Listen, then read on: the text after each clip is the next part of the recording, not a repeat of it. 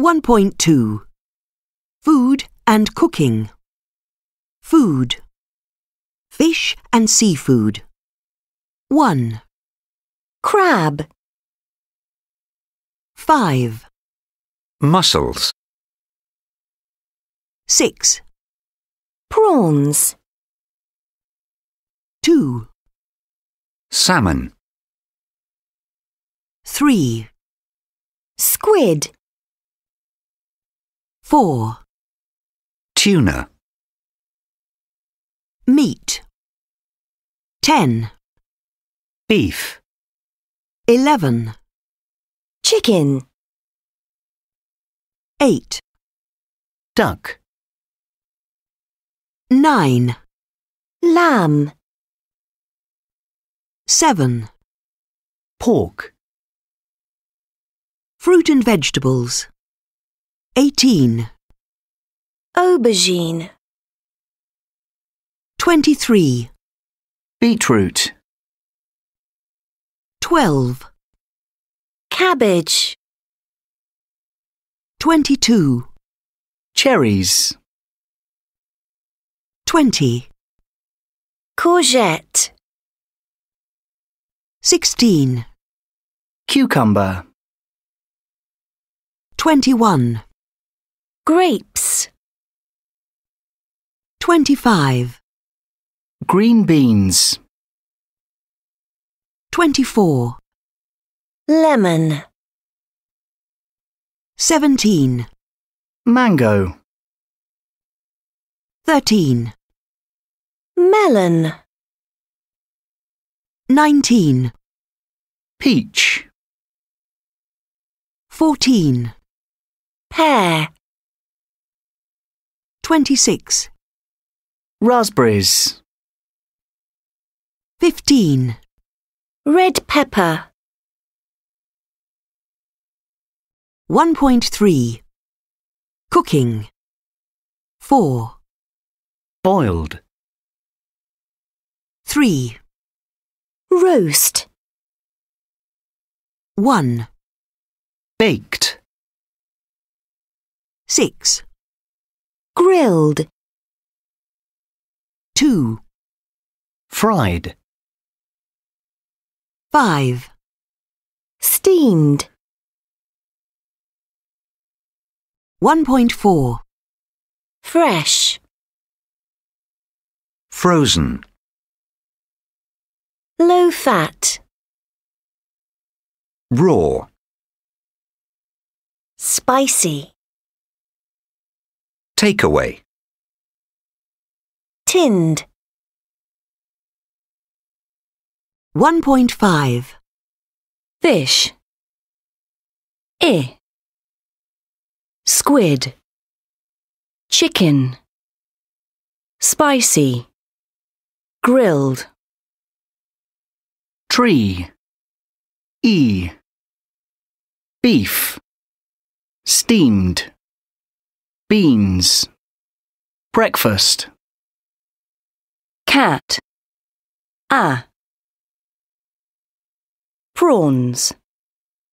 Salmon. Lamb. Cabbage. Car. Margarine. Carton. Jar. Warm. Clock. Sausages. Roast. Chocolate. Box. Horse. Oar. Raw. Fork. Boiled. Salt. Bull. Cook. Sugar. Mushrooms. Food. Boot. Ooh. Cucumber.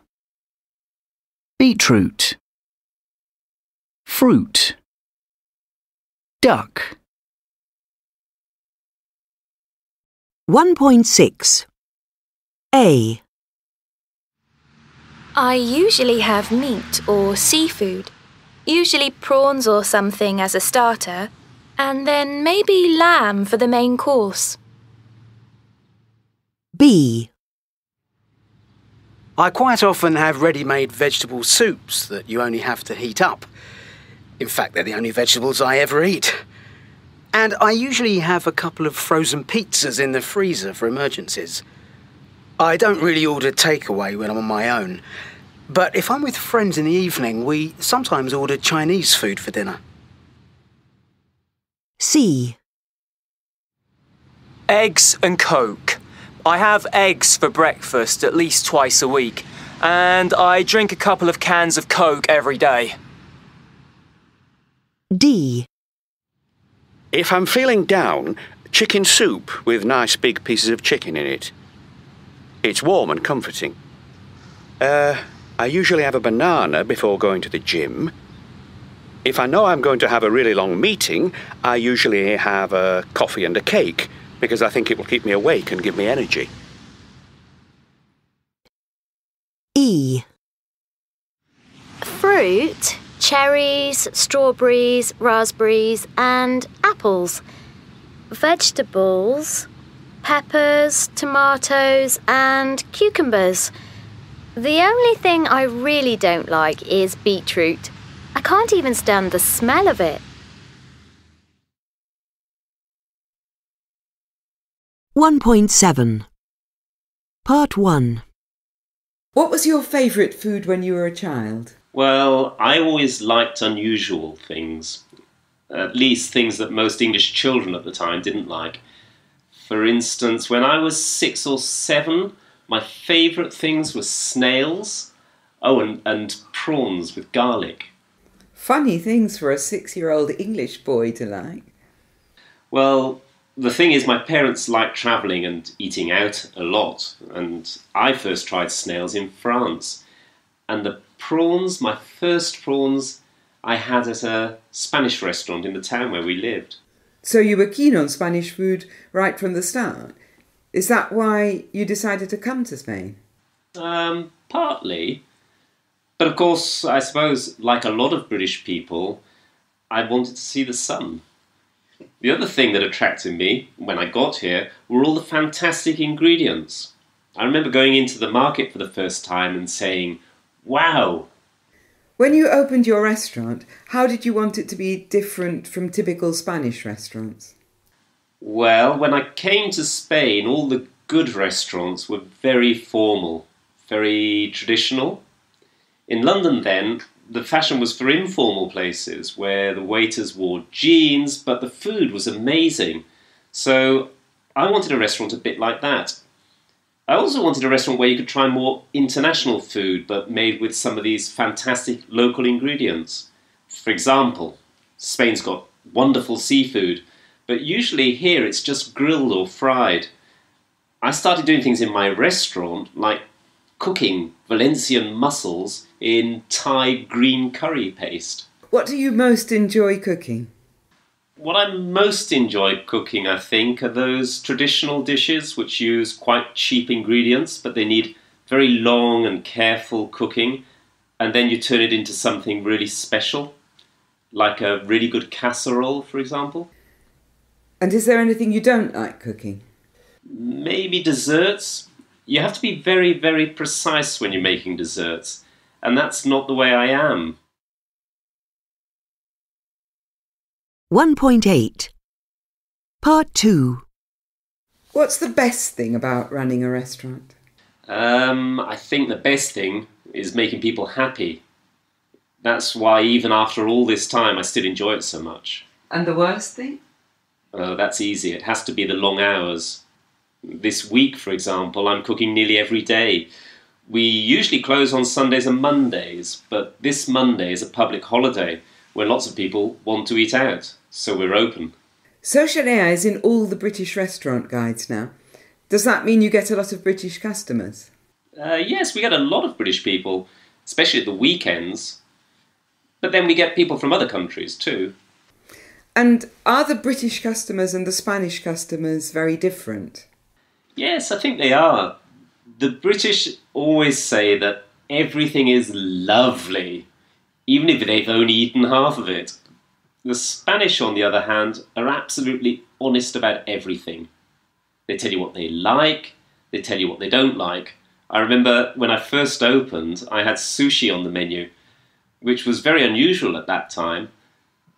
And I went into the dining room and I said to people, "So what do you think of the sushi?" And the customers, who were all Spanish, said, "Oh, it was awful. It was raw fish."